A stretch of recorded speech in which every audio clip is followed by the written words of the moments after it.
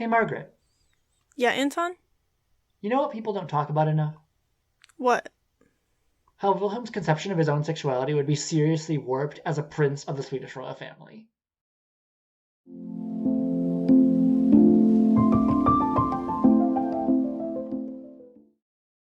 Welcome to People Don't Talk About Young Royals. I'm Anton. My pronouns are he, they. And I'm Margaret. My pronouns are they, them. And we're people here to discuss the show our friends are sick of hearing us talk about. If that sounds like you, stick around. If your friend sent you this podcast out of a desperate attempt to get you to watch Young Royals, take this as a sign.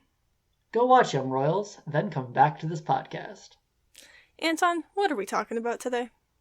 Today we will be having a thematic discussion of Season 1, Episode 1, narrowing in specifically on what Young Royals says about the monarchy and Wilhelm's position in the royal family.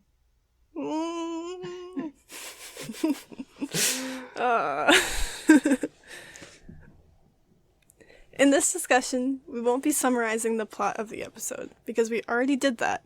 If you need or want a refresher, head back 11 episodes in our feed for our most recent This Week at Hilarska for a full breakdown. This episode discussion will likely be all over the place, so strap in. You've been warned. Okay. Not to tip our hands too much to the listeners, but I do want to address this is the first episode that Mark and I have been recording since we started releasing episodes. That is true.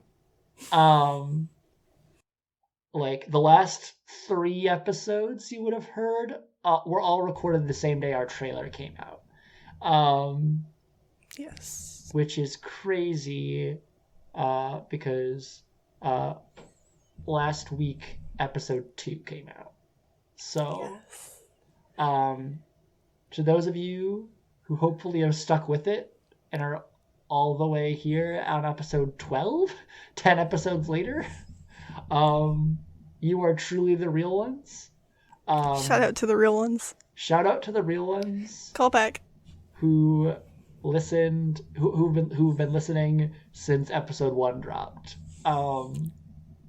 That's crazy for me to think about because this episode won't be coming out until like August. That's crazy.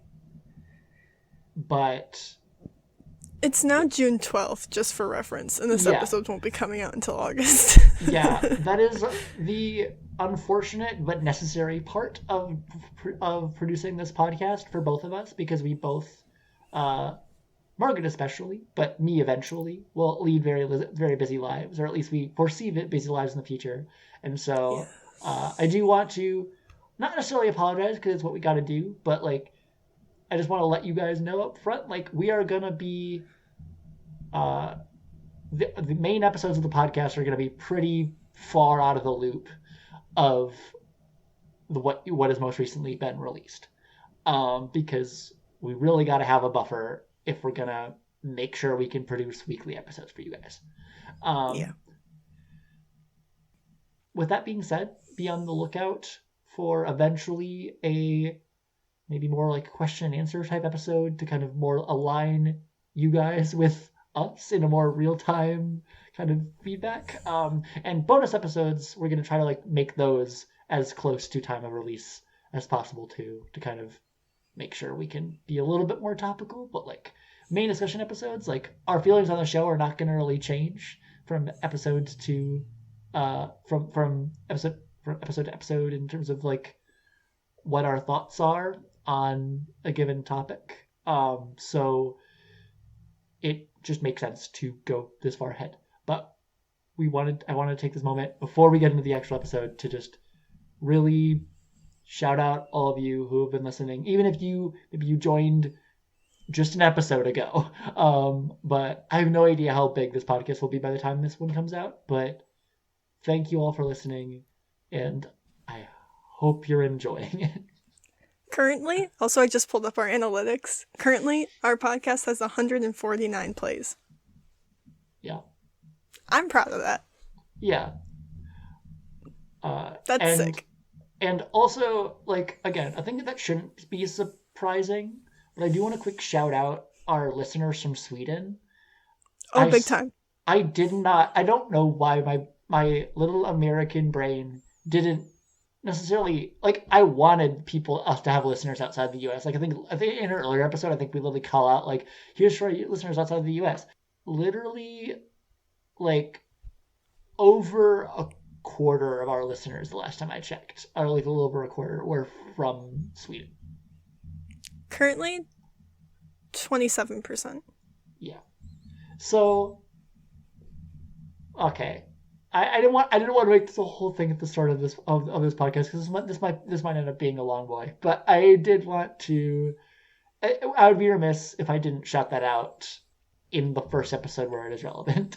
So, thank you all. And now let's talk about the topic that we have been circling around for basically all of the past discussion episodes. For those of you who have been wondering, they keep talking about this royal family episode that will eventually happen, but like it hasn't come up on my feed in like over a month or 2 months since they talked about it for the first time. This is that.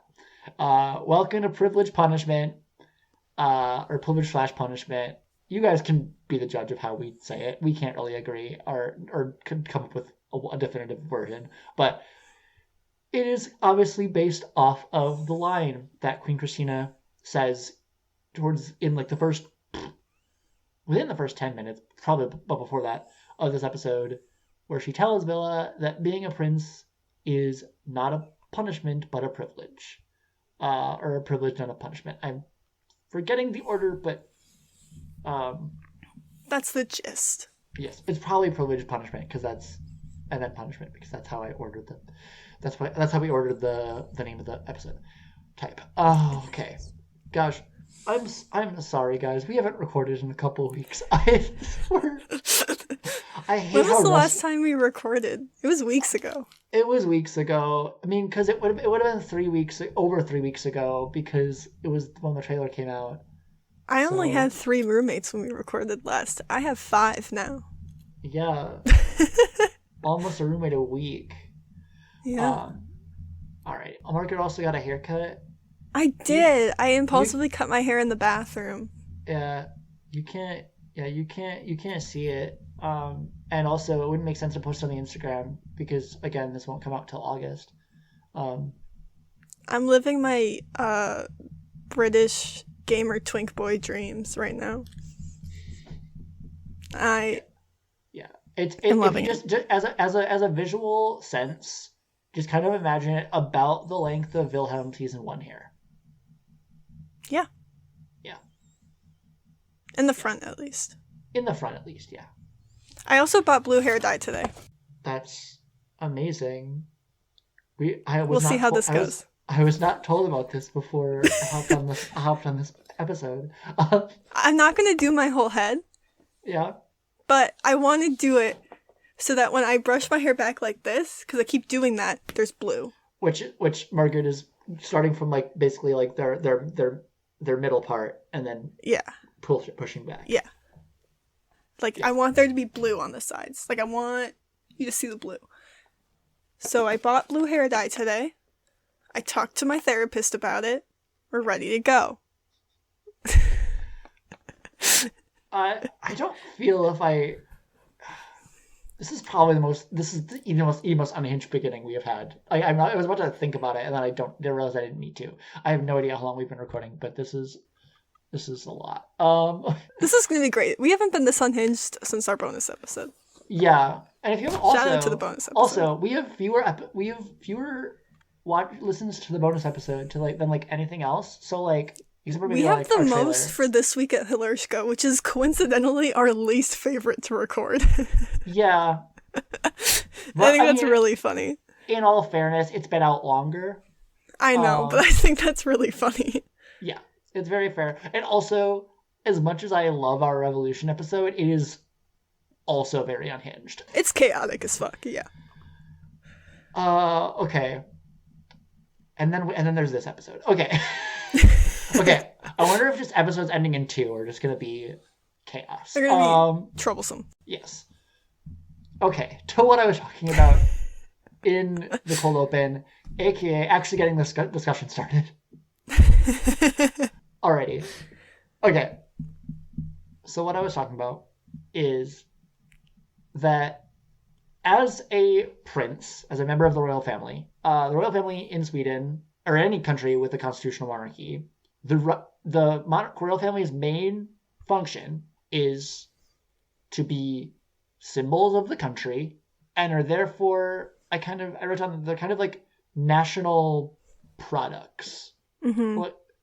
Like they, in a sense, like belong and owe a big like duty to the country. Yeah.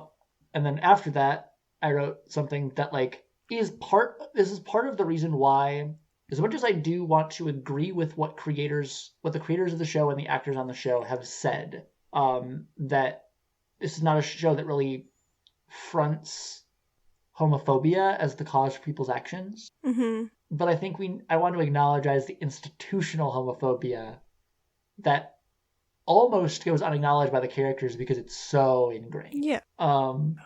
Because especially for the royal family, what I wrote down is heterosexual behavior is not only normative but demanded. Mm-hmm. Like it is expected that you will expand the royal family so that they have as many heirs as possible to make sure the throne is as secure as possible. Mm-hmm.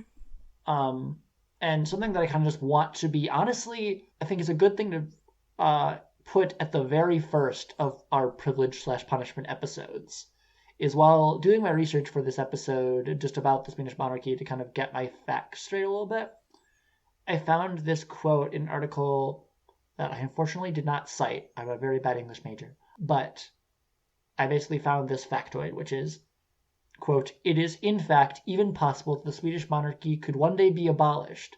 The parliament is not obligated, in parentheses, as it once was, to choose a new monarch should the current royal family stop producing heirs." So, like, it is incumbent upon Wilhelm's family to always make sure there is a next person in line for the throne.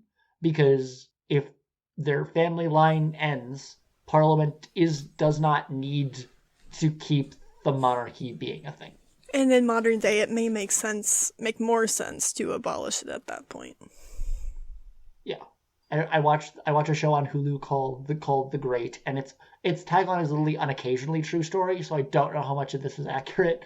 But it features the at the time during the it takes place during the reign of Catherine the Great, and it features a like Swedish king and queen and their whole journey over the show so far. Spoilers for The Great up through season 3. I'll try to keep it vague, although this is kind of spoilers. But it features them modernizing their country and like bringing the Enlightenment to Sweden. And the consequences of that are that the people realize they don't need a monarchy, and then they overthrow them. Damn. So, I mean, let's be honest. What does a monarchy really do now in places that have constitutional monarchies? Right. I mean, I will say, like, the biggest argument for the monarchy in Great Britain, at least, I know, is tourism. Yeah. Like, literally as national symbols. Like, as unifying symbols. Oh, yeah. To bring a country together. Which is part of the whole reason why Wilhelm is not allowed to speak on politics. Mm-hmm. Because they can't be controversial. Yeah, Wilhelm is not allowed to be controversial. He's not allowed to take any side or another, because then the royal family would be showing favoritism to a political party, which would ultimately be impeding on their role as a like institutional force. They are a institution that the show, as the thematic discussion we can talk about, like, this is a show that is very much about tradition. Like, it hasn't been spelled out for us necessarily in this first episode, but you have Eric being like, just copy the first years and do what the third years tell you. Mm-hmm. Like, we can already see a very rigid sense of the way things are done. Oh yeah. And the royal family is the epitome of that. Yeah. because they are literally a relic from a past age that is clinging on to legitimacy by a thread. I mean, you want proof of them being a relic. Look at that room that Wilhelm does his interview in. Yeah. Like,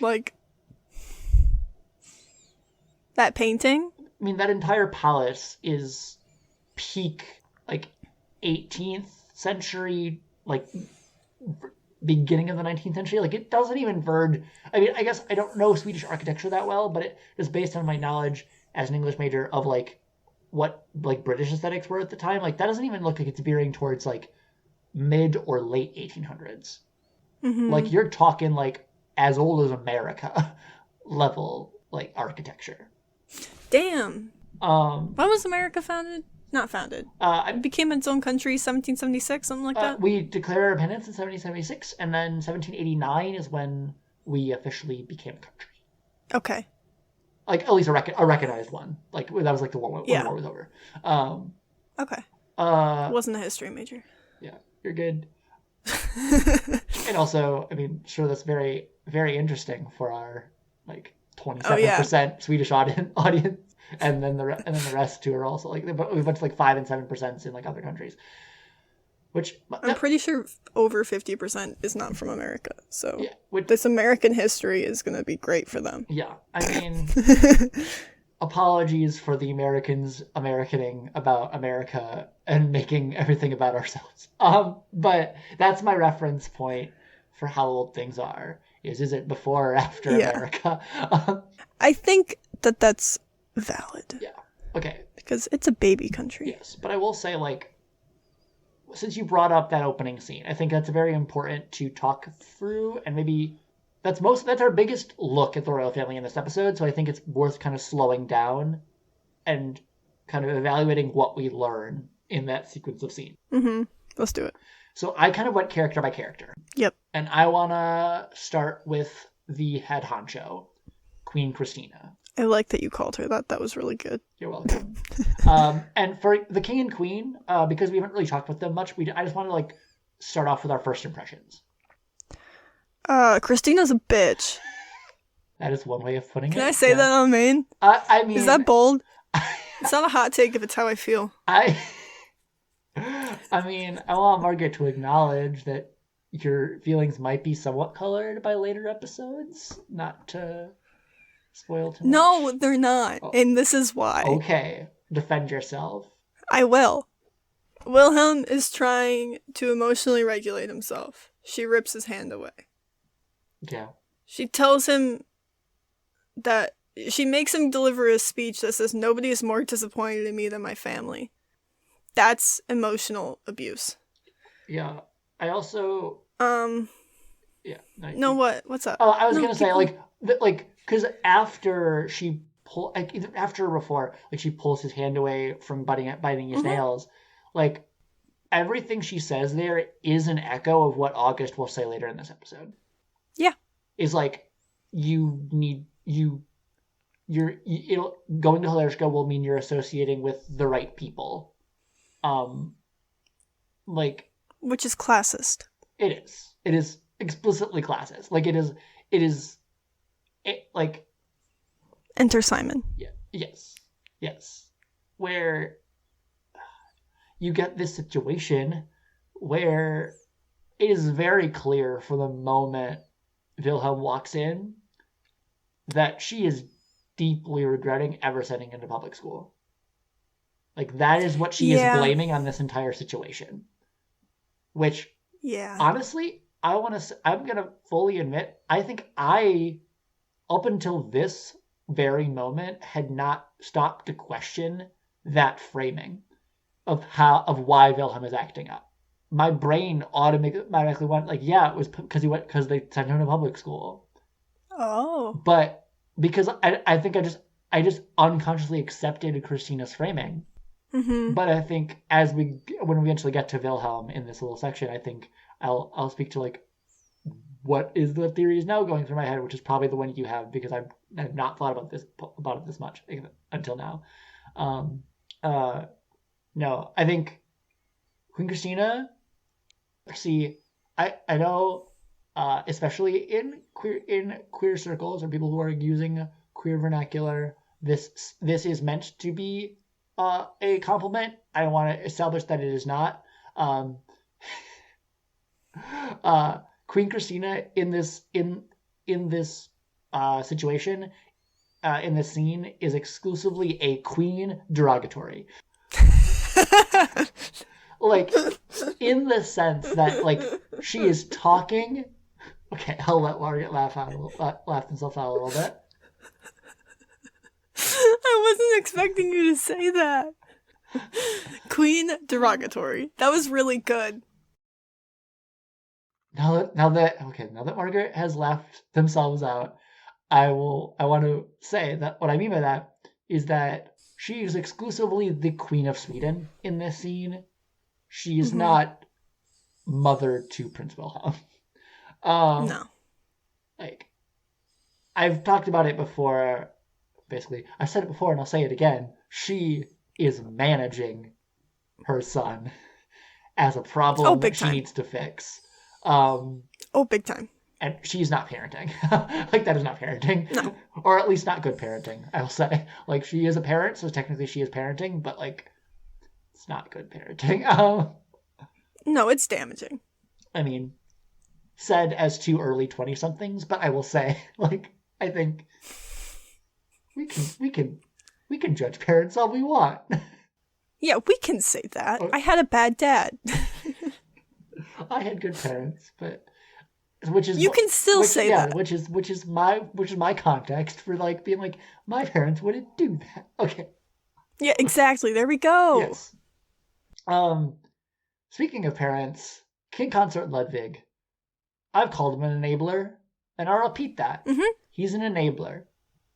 Yeah. He says he's complacent. He says so little in this scene, and everything he does says very little. No, literally, it's like small talk. Like, what the fuck does he say? Like, it's like... Oh, I can't pull it up. I don't have my Netflix password on this computer. It's something like, do you have your speech? Like, did you read through your speech? It's like small talk about his. Yeah. Oh, yes. Interview. It's like, yeah. He's like handling some little logistics things. I think it's like, yeah. Or it's almost like it's like a friendly check-in, being like, hey, have you so you've read over the script? I'm like, and then Wilhelm, I think, says, like, no one's gonna take me seriously. Yeah. Like, no one's gonna like. He's like, which is like funny because everyone does. No, literally. Like, no one knows he's lying. Well, like, not lying, but, like, no one knows that he's faking it. Yeah. I mean, he is lying. Yeah. No. Well, no. He believes what he's saying. I think that helps sell it in a lot of ways. They're like my family and I have decided, like, that's a lie. But, like, yeah. He knows that his family's disappointed in him. So he knows that he knows he's telling the truth. Yeah. Fuck Queen Christina. Yeah. But I think I will address, like, he is king consort. He's not gonna really have any political power whatsoever. Like, no, but he should have parental power. Yeah, that's fair. That is very fair. Yeah. Like, you know? Yeah. And, like, it's so I'm so conflicted in a really weird and funny way, because usually I'm kind of down for a more, like, a heterosexual dynamic where the woman is the more, like, in charge. But, like, Ludwig kind of just, like, sits down and says nothing. Like, just is in absolute agreement with Christina. But at least it's, like, not voice that he, like, thinks any differently than her. Yeah. He's, like, complacent. Yeah. Like, he is fatherly. But he's not a dad. That's it. Yeah. Yeah. I mean, like, Wilhelm calls him dad, but also he has no idea what how dad's actually supposed to act. I mean, he also calls the queen mama, so Yeah. like, So, but it's like, his relationship with his parents doesn't dictate what he calls them. no, that's very fair. But I think I can see. I don't even necessarily want to see. I see Ludwig trying, but I see him. I see his lack of a like title that comes with tons of official duties to the country, allowing him to at least be a little bit more of a parent. But also he is a parent who is in absolute allegiance to his wife. Yeah.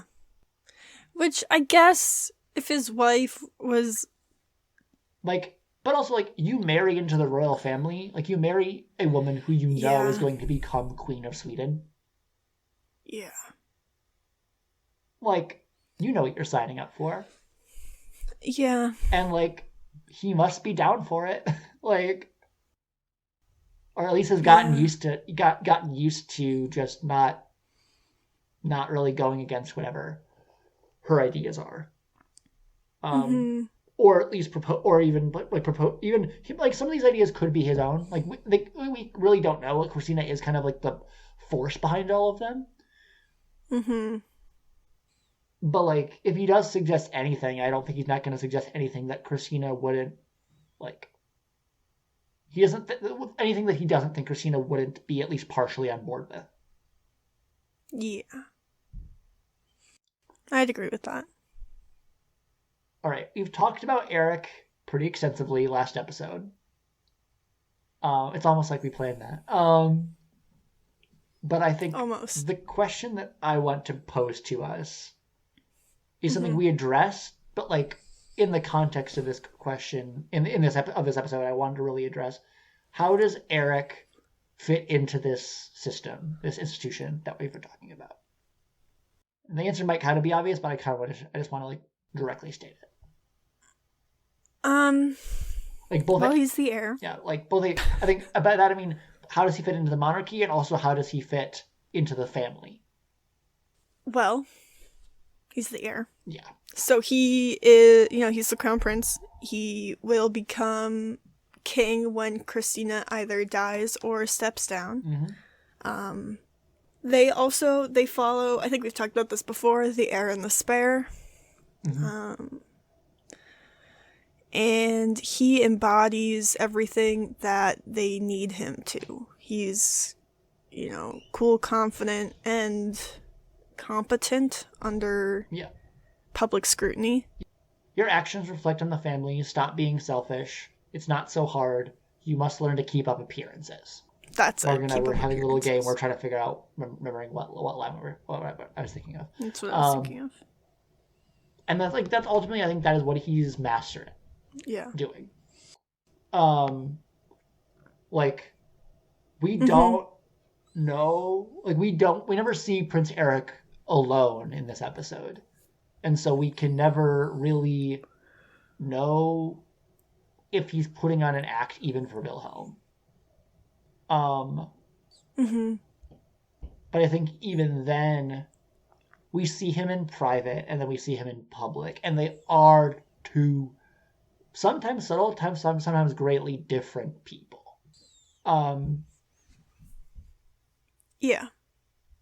Eric in private is like pretty brutally honest with his brother, like affectionate, but also like judgy in a way that, in a sense, like it feels like an argument they've had multiple times. Yeah.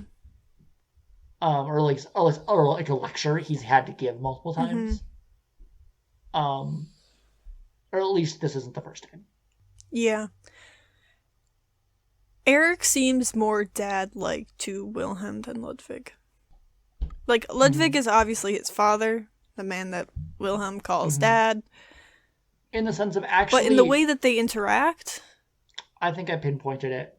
Eric... The way that the disconnect for me between Wilhelm and Ludwig is that Ludwig is looking out for him as the Prince of Sweden still. whereas Eric is looking out for his brother Wilhelm. Mm-hmm. Yeah. Like there is, and I don't think that's maybe 100%. maybe it's a little too clean cut. Like I think on some level, I think Ludwig sees Wilhelm more as his son than a prince sometimes. From what I can just gather from like just kind of really reading the relationship in that really short interaction. Like I don't want to say that he is as businesslike Mm-hmm. as his wife is, because his wife is coming in real hot. Mm-hmm. But Eric, at the very least, he understands Prince Wilhelm and his brother Wilhelm to be two different people, but he does see that his brother Wilhelm has the responsibilities of Prince Wilhelm and is trying to help him accept those. Yeah. But on some Yeah. level, I think for him to understand that separation of private and public, he would have had to have mastered it pretty well himself. And I think he has. Yes. Like if he truly does practice what he preaches, he must be really good at it. Yeah. And now we get to Wilhelm, which I said before that like part of my brain always kind of just assumed that like Wilhelm got into a fight in a nightclub. He was like, yeah, he's at public school. And then I realized, wait, in this moment I'm like, that's some internalized classism that I unwittingly up until this point have been falling victim to, because that's Christina's line of thinking. It's like, oh, public schoolers, they're so rowdy and disrespectful, and like they don't have proper manners. Cue the initiation. Like that is like no, literally 10 times more talk vicious. about rowdy. Like he isn't being beaten up, but in terms of like psychologically, that is so much worse. It's hazing. But it's not besides the point, but is a tangent. Because really what I think happened is again a part of Wilhelm's speech that I feel like is fairly honest, which I am surprised that whoever wrote that speech was able to see that, and that no one is then doing something to alleviate that, because like he but what I mean by that is he talks about how since his confirmation the previous summer, he's had more official responsibilities as prince, and the pressure has gotten to him. And if the royal family can see clearly enough that that is the case, why are you giving him more responsibilities? I wonder if they can't see that that's the case, and they just want, because it is most likely the case, but like they don't think it's the truth. I think that's, yeah, I think so. But like, imagine being so blind that you can't even see that you're right. Based on their perceptions, I don't think they see sending him to boarding school to Halershka as giving him more responsibilities. Yeah, I think they see that as his like natural course of action. They do not see it as much of as a punishment the way Wilhelm does. They pretty much that. Yeah. Do they see it as a privilege? I think they do. I think they make.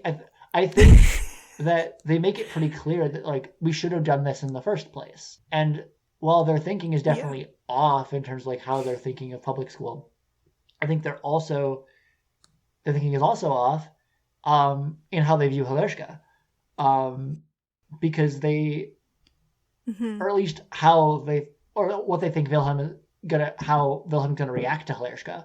Because I think partly what they're thinking of, like if they're thinking about like that he needs better friends, basically, like in their eyes.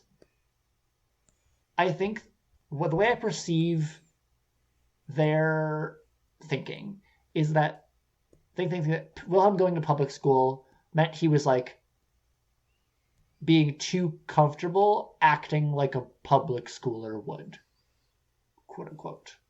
And so I think they think, and Volga says something similar, I think, in this episode, is like being around his equals, or his close to equals as he can get. Right. I think they hope that Prince Wilhelm will start like recognizing his like worth as prince. I mean, he can never forget that he's prince. Right.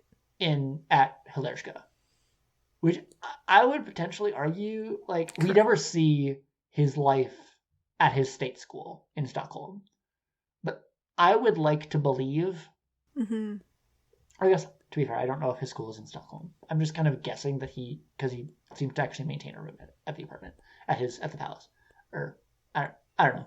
It's unclear. Mm-hmm. But regardless, like, we don't know what his life was like when he went to state school, but I have to think that it was maybe possible around the right people to sort of start forgetting that he's Prince of Sweden. Yeah. It was potentially possible for him to feel normal in certain circumstances. Especially if maybe he's known these people for a while too. Like if he's kind of, because he went to preschool with police, but it's potential that starting in kindergarten he might have gone to a state school, and so like he might have grew up with people who could start seeing him as just Wilhelm, and at least put out of their mind for some of the time that he was Prince. But like he is called out as Prince and like singled out no less than like 3 times in this episode, if not more. Like the environment they thought would allow him to acclimate better to his position, just making him 10 times more aware of it and making him more intensely uncomfortable about it, and reminding him why he doesn't like this role that he's in. Which does, I think, lead to my question of why do you think this role is so hard for Wilhelm? We've given various answers, but I kind of just want to address it in this Royal Family episode of like, what is it about Wilhelm that makes this difficult? And I do want to acknowledge the potentially obvious, because I don't think we've actually presented it as a thing. I think, even though he's not aware of it, his sexuality makes it hard for him. Yeah, I'd agree with that. I think it's important to note that, like, I think it would be difficult for most people at the age of 16, because being 16 is hard enough. Yeah. There's, like, so many things going on in your life. And, like, parental expectations are hard to deal with at that age, much less, like, 2 centuries of tradition and public ridicule.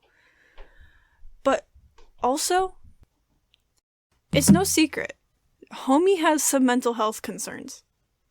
Yeah.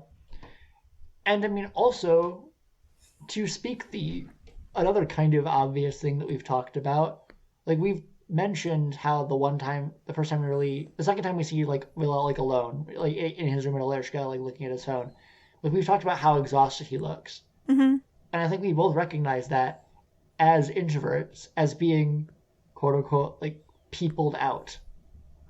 Yeah. Like it ultimately, I think, could come down to at least one of the many factors of it being that Eric seems like an extrovert and Wilhelm is clearly an introvert. Like, regardless of the fact that Wilhelm might be able to like muster up the ability to talk to people, like Eric is just gonna be better at it because he's gonna gain energy from social interaction in a way that Wilhelm never really will in the same way. Right. Like, I don't know. We're not enough in Eric's head to know if he feels comfortable in like walking down the church and everything, but he at least looks confident and assured in himself. Whereas, I don't know, like, it also could literally just come down to a predisposition for anxiety. Yeah. That he got worse than Eric. Like, that's a thing that happens. It is. Where like every flash of those cameras as he's walking through Hilerska Mm-hmm. is just like so clearly deeply troubling, and like not that's not even a good enough word. Like it is, It's like, distressing. it's distressing. Like it feels like his brain is perceiving it as a threat. Yeah. And like I do wonder if he has had this relationship with the press prior to the fight scandal. Party Prince. Yeah. When does that happen in the first episode? We see it then, don't we? Was that a spoiler? Him being called the Party Prince? Yeah, that was first episode, right? Yeah, I believe. Yeah, I believe he's called the Party Prince when we see the video online. I think it's in the first episode, though.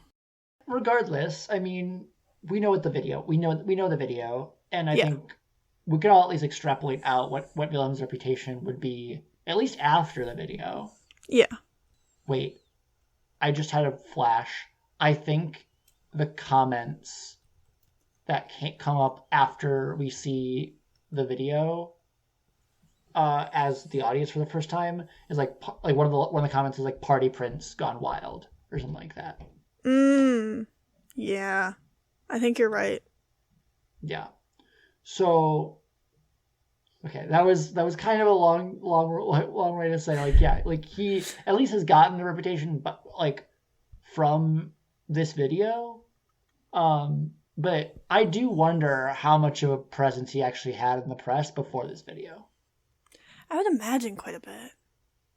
Or at least, I will say, he will at least have had public appearances because after his confirmation, he probably gained a more official. I think those official roles as Prince. I think that probably that means like he is out in public more. Yeah, he's more of a public figure. Doing things either like solo or like maybe at least just with Eric, but like he is doing more like public works type things. Like he like basically is almost treated like not as well. He's not an adult within the royal family, but he's basically has to do all the royal family functions. Yeah, he's an acting member of the royal family? Sure, yeah. Acting member of the royal family.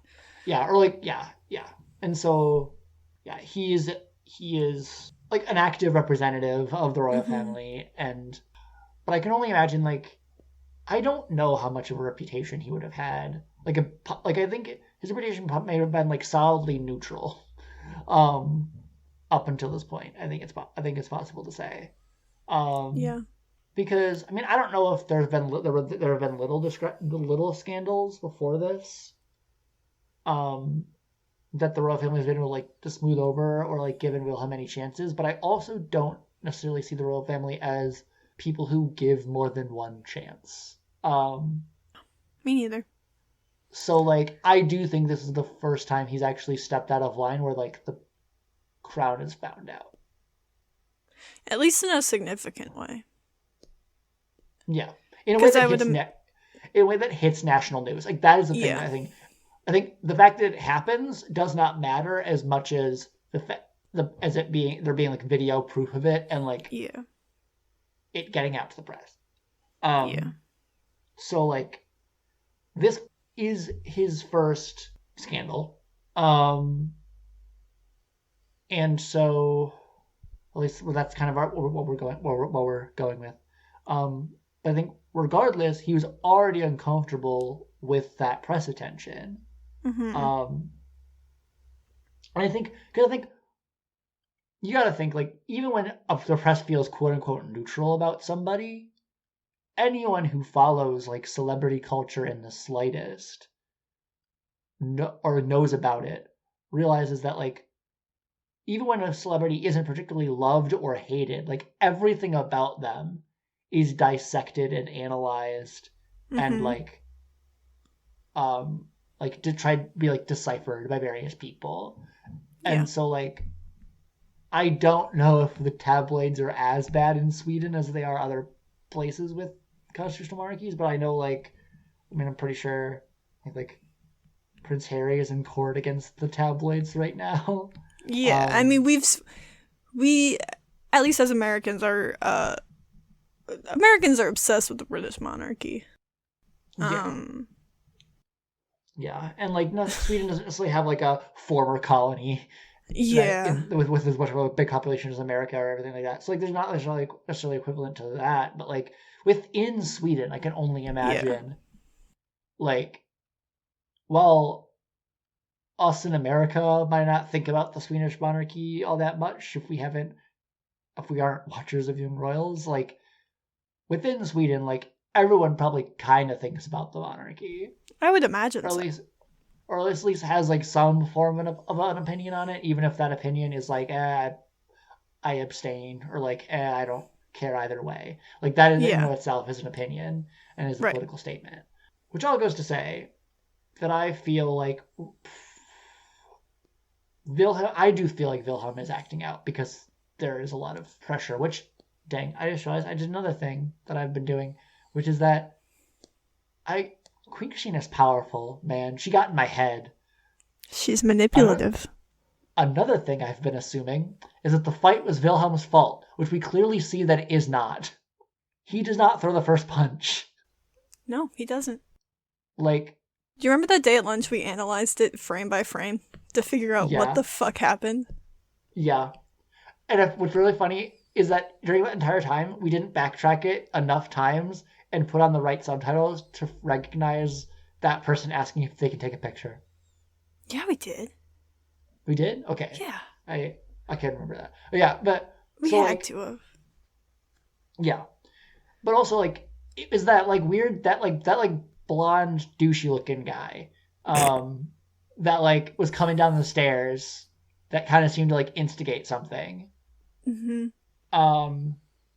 I don't know, like our theory that we kind of came up with, official people don't talk about headcanon for this fight that went down, is that like people thought he was being rude or like snobbish because he wasn't acting like the prince that they expected. Yeah. And honestly, I can see Wilhelm just kind of trying to be polite, but also being very awkward and uncomfortable, being like, and like, there are times when Wilhelm's awkwardness does come off as being cold and snobbish. Yeah. He's also drunk. That doesn't help. Yeah. Or at least tipsy. Like, I don't think that's the first nightclub they've been at. No. This is a pub crawl. Yeah. So... What's the drinking age in Sweden? Not 16. We see that from the fact they have to buy alcohol. They have to smuggle in alcohol. I'm gonna look it up. Probably 18. It's 18 in most of Europe. But if it's 18 in most of Europe, August should have been able to get it. Unless they just can't have alcohol on campus. Probably, because they're probably like a dry campus because only like a very small part of the student body is of drinking age. Yeah. It is 18 years old. There we go. Oh, wait. Wait, no, that's in the United Kingdom. It is 18. Okay. Cool. Yeah. I'm glad we cleared that up. I figured because I mean I know like the age of like when you're considered an adult is also 18 in Sweden.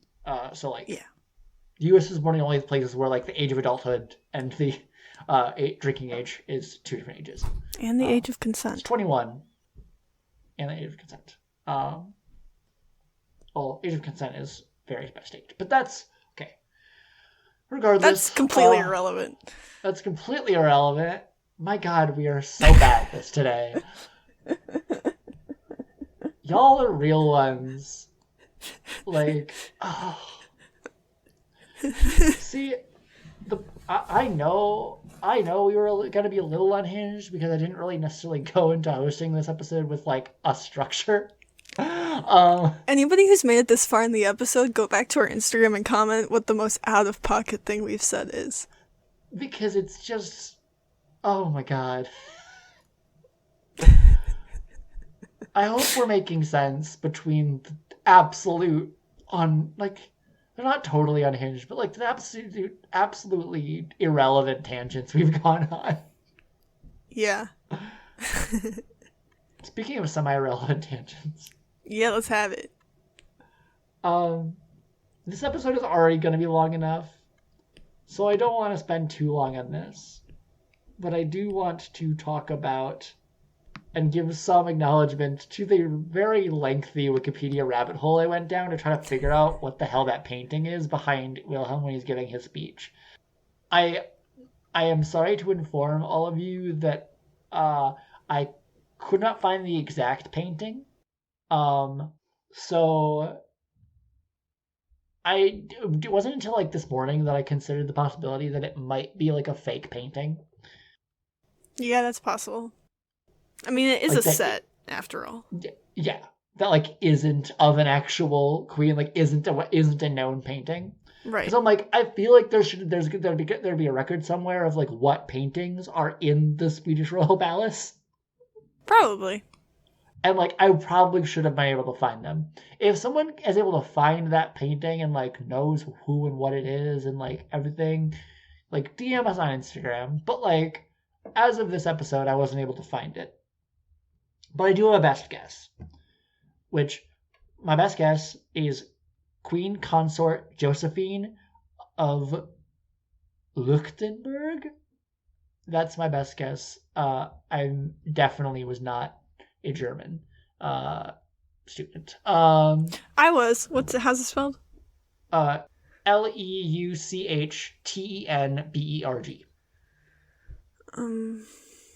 How many German listeners do we have? I haven't taken German in 4.5 years. As the last time I checked, it's like 5% of our listeners. Okay. I'm sorry, Germans. Probably. I mean, you probably weren't too far off. Yeah. It was I've close sung in enough. German. I just don't speak German at all. Music minor life. Leuchtenberg. Probably Leuchtenberg. Yeah, Leuchtenberg. Regardless, Let's go with that. She was queen. Yeah, she was queen consort, which means she married into the royal family and obviously came from the Germanic-speaking area of Europe.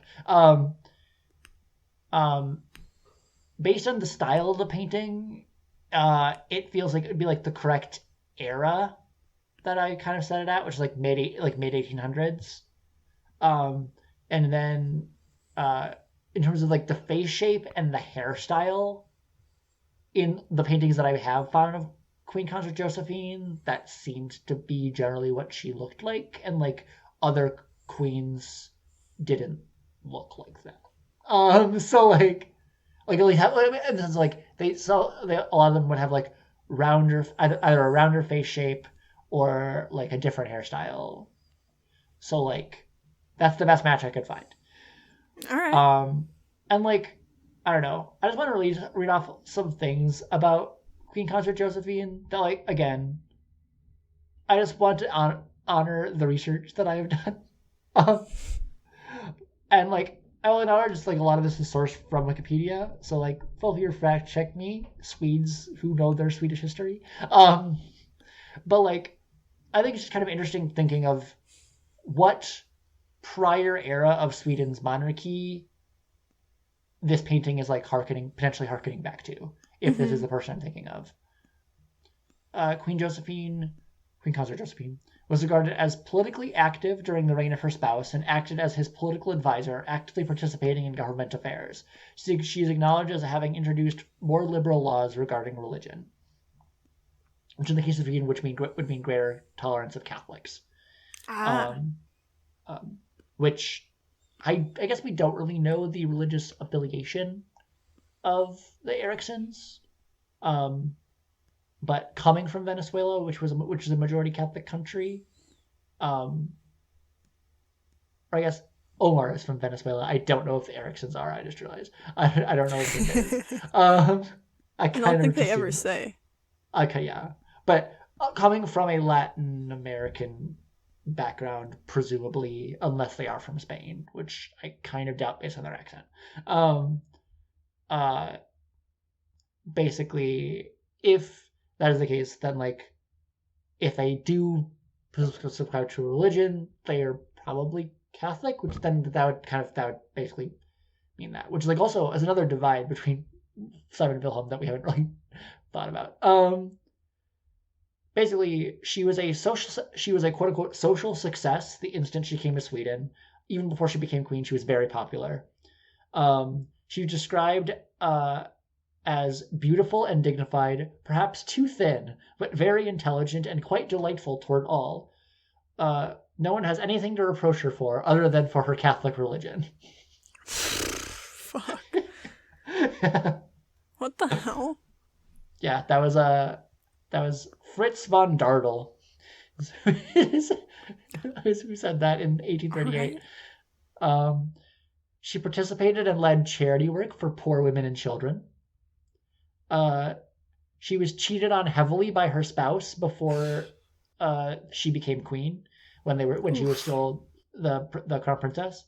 And she wrote in her diary that it pained her to be constantly pregnant. She found the contemporary view that a woman should suffer her husband's affairs in silence to be unjust. We also got that from her diary. Queen shit.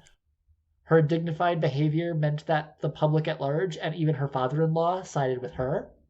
Oh, fuck yeah, girl boss. Which meant the affairs ended when Oscar became king, because it would have made him too unpopular. He said, I can't fuck other women. They like my wife too much. Of Josephine's, of how she acted as queen, one person said that she, quote, prefers to act out of her own pulse and will. Granted, I have not heard this from court, but I believe it to be the truth. Out of the two royal spouses, she is, without question, believed to be the stronger character. Whew. They said, we hate him. And also, she is the one who's in charge. Amen. Josephine is thought to have been the instigator of the laws providing equal inheritance for men and women in 1845. Reforms in prisons and social care, and the abolition of the guilds in 1846. Guild is dungeon? Guilds is like a I think it's like a you have to like pay. Why did I think it was a dungeon? I'm not European. A guild is I know a guild is like around a trade. Okay. Basically, but I think the whole thing was like, in order to like enter a trade, you would like need to like pay the guild, or it basically meant like every job had like a hierarchy, as far as I could understand. Gotcha. There's like a blacksmith's guild where like you couldn't be like a legal blacksmith unless like you like. Oh. Were like, so kind of like a bad workers union. Yeah. But instead of like protection, it was like you have to buy into it. Yeah. Because I don't think it really protected their rights or anything. It basically it basically enforced whether or not you could be one. Okay.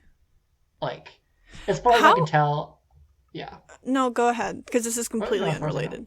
No, yeah. And then but I also, of all the things, I kind of end with the worst thing. I've kind of front-loaded this with a lot of good things, but I did think this was very, very relevant. Mm-hmm. Josephine's husband, Oscar, fought against a rebellion who wanted to make Sweden a republic, and she reportedly asked him not to fire on the rebels. The crowd was eventually dispersed with gunfire. She asked him not to fire? She reportedly asked him not to. That's kind of like, people say that she asked him not to use violence, or at least he guns. Still did. Yeah, and that rebellion was ended with bloodshed. Interesting. How common is cheating in monarchies? Because it was running rampant here. Yeah, what I will say is that I don't necessarily know I don't fully know what the standards were in the 1800s, but I know in prior centuries, royal mistress was like an official position with like a salary and everything. Okay. Because basically your job was basically to keep the king sexually satisfied. because his wife felt she had better things to do. Um, That's funny. or like that like the wife your wife was a political marriage who you like had heirs with. Yeah. But like it was understood that like most king and queens did not have like a loving, intimate like sexual relationship with each other. Yeah. I was just wondering because it's running rampant here. Yeah. King, whatever his name is of England. Yeah. Diana. Yeah. Shout out to Princess Di. What a woman. Did more for the queer community than any gay person ever has. That might be a hot take, but it's just how I feel. I mean, she did do a lot. She did a lot. Before it was even remotely like mainstream or a like politically advantageous thing to do. Okay. That's so unrelated. No. It's Pride Month. Yes. It is Pride Month while we're recording this. It won't be when this comes out, but no. It'll be like 2 months away from coming out month, but anyways. That's true.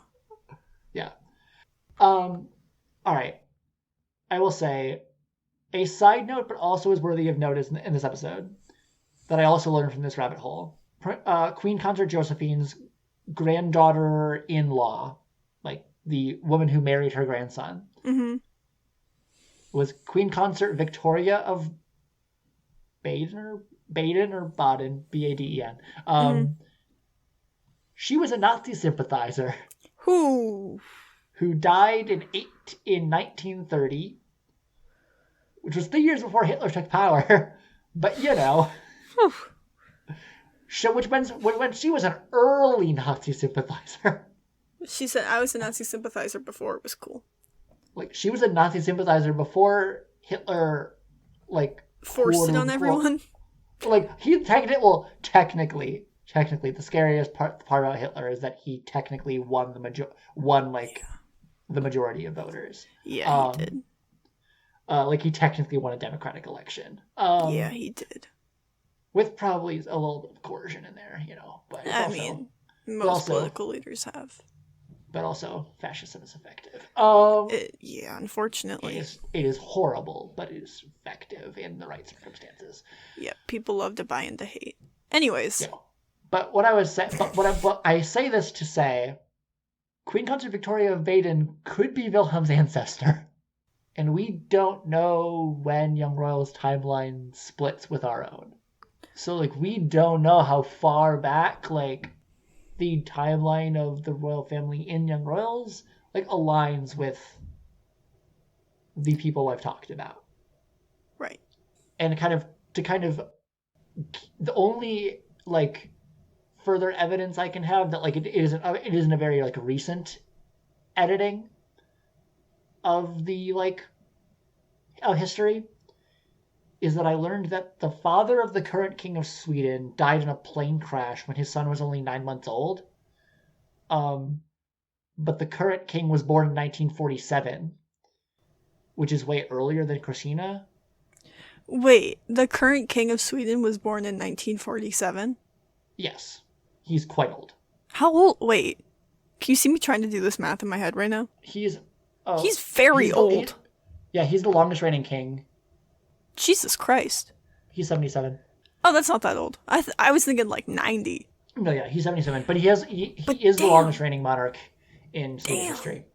I didn't know people born in 1947 were still alive. Yeah, which, to be fair, it's kind of pretty easy to take to claim longest reigning monarch when you become king at 9 months old.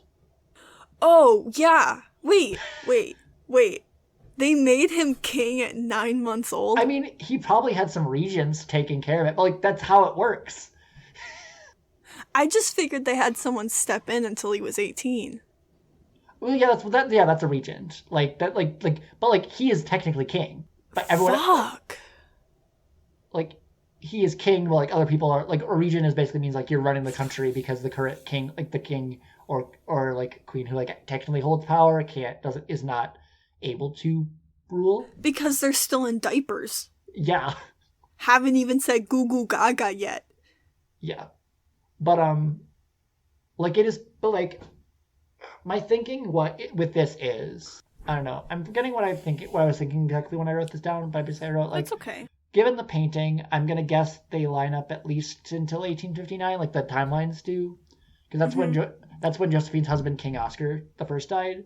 So like if we take my initial premise that painting is a Queen Consort Josephine, then like we at least line up into the up to the mid 1800s. But also there could be a world where his ancestor is a Hitler sympathizer. Yeah, like it's still. Well, let's hope that's not the case. Yeah, like it's still possibly possible. Like because like basically, I think the only thing I can think of is that you put in like a short-lived monarch somewhere in that history since 1859 that pushes it so that the current queen can be like in her 40s. Yeah. What's the mean age of people taking over the monarch? Because it's certainly not 9 months old. I would say probably. I'm gonna guess like it's probably getting higher and higher. Yeah. But I would say because her dad must have died pretty young if she's the queen at like 40 something. Yeah. Or like 50 something. Or like I said, the timeline is kind of messed up. Yeah. So and like at a certain point, I need to acknowledge again, this is a very rabbit hole discussion, but like there was no other episode that this could fit on, and I wanted to bring it up. Yeah, no, that's valid. And like especially like a majority of our listeners are still not from Sweden, and so like I wanted to start like reading up on the Swedish monarchy to kind of understand the kind of institution we're dealing with. Also, history is fascinating.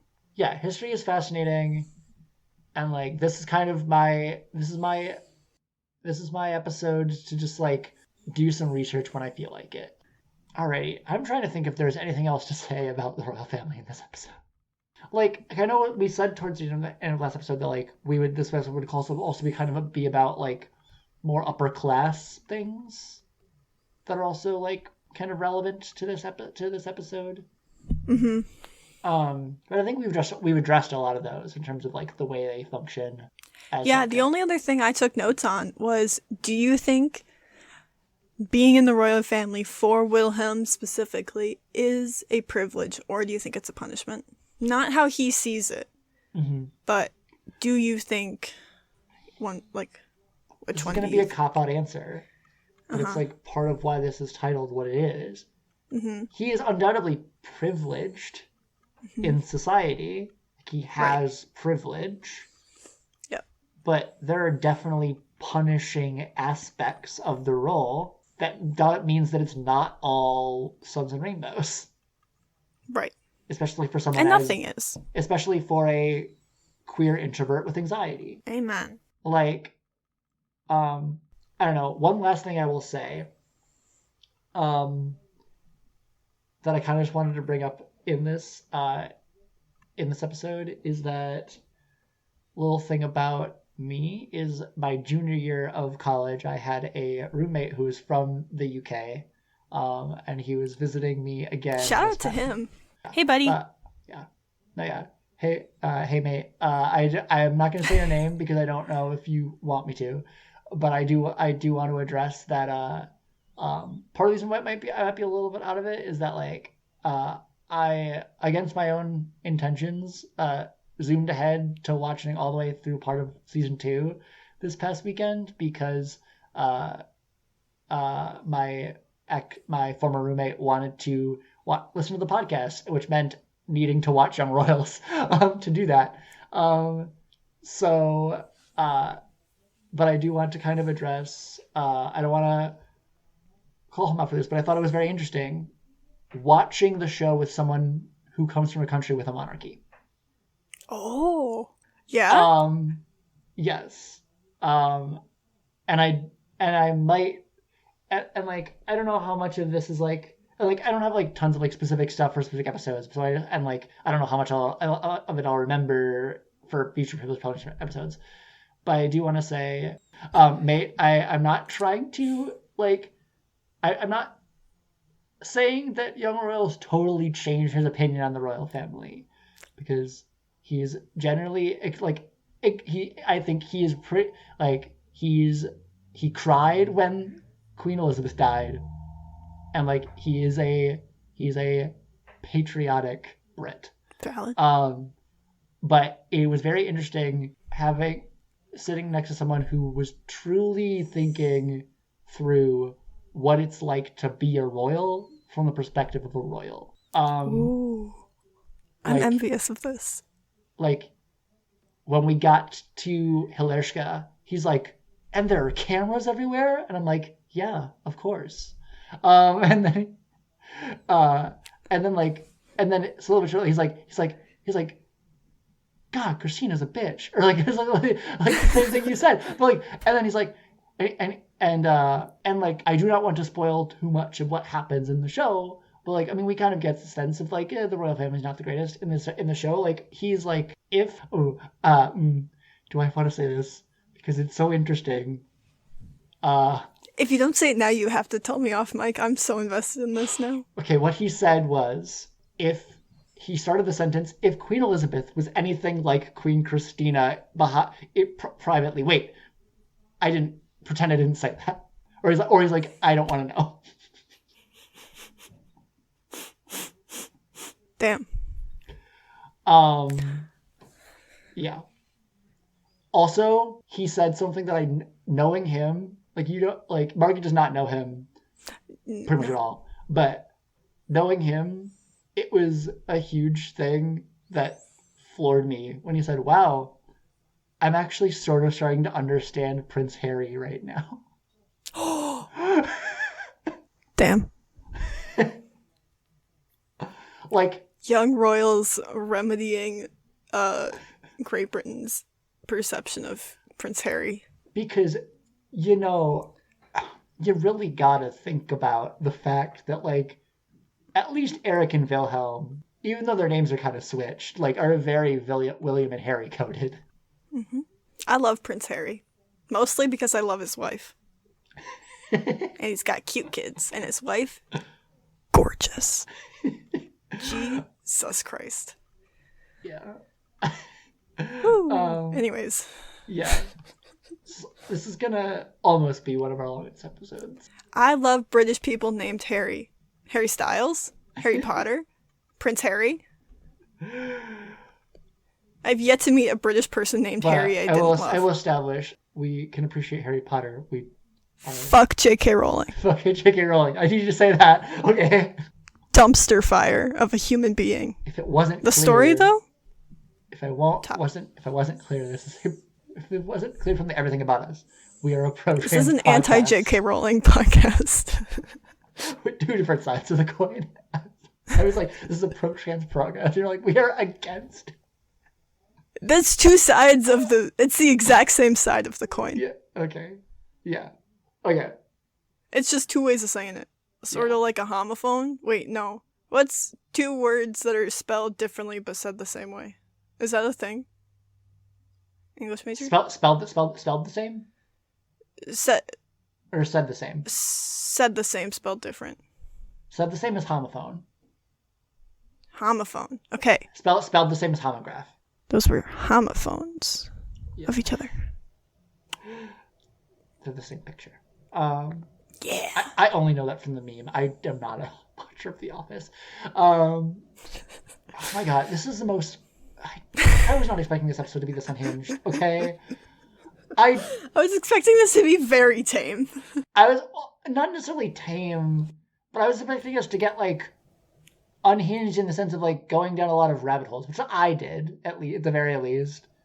Oh no, I was expecting this to be tame. Okay. Do you have Should we wrap this up? Yeah, do you have any more thoughts? No, I think we just need to cut. I love you all who are still listening to this. I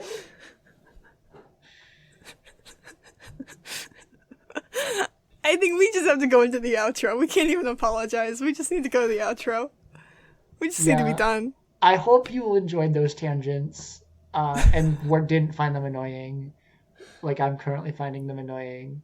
But I need to just move on. Thank you for listening. If you'd like to keep up to date with when we release new episodes and other pod-related announcements, you can check out our Instagram at People Don't Talk About. Our next episode will be the first of a new episode type and the final one of the season 1, episode 1 cycle of episodes entitled Purple and Orange. We will be having a general discussion of season 1, episode 1, relating to any symbolism, motifs, themes, etc., that we just didn't cover in any other episode up to this point. So stay tuned.